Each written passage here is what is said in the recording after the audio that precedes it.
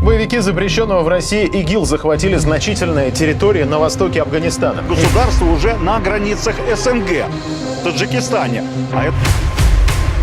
Ошиблись или просто заворолись? Досмотрите это видео до конца, и вы узнаете, как во властях Таджикистана опровергают свои же слова. Подписывайтесь на наше обновление, чтобы всегда оставаться в курсе событий.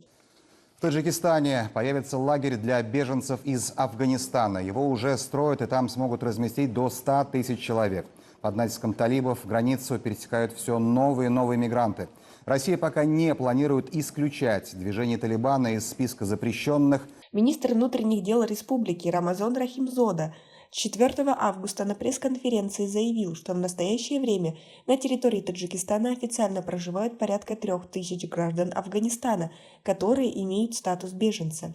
По его словам, муссирующиеся в обществе слухи о том, что на территории района Джайхун Хатлонской области ускоренными темпами взводится лагерь для приема потенциальных афганских беженцев, не соответствуют действительности. Между тем, другое официальное лицо ранее говорил журналистам совсем иное.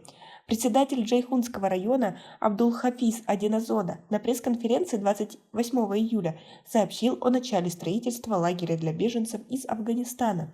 Как вы относитесь к таким противоречиям? Свои ответы напишите нам, пожалуйста, в комментарии. Для строительства лагеря в Джамавате-Пянш Джайхунского района выделено чуть больше 2 гектар земельного участка и передано МВД Республики Таджикистан. И за счет областного бюджета началось строительство ограждения лагеря. Строительство самого лагеря, скорее всего, будет за счет республиканского бюджета и других источников.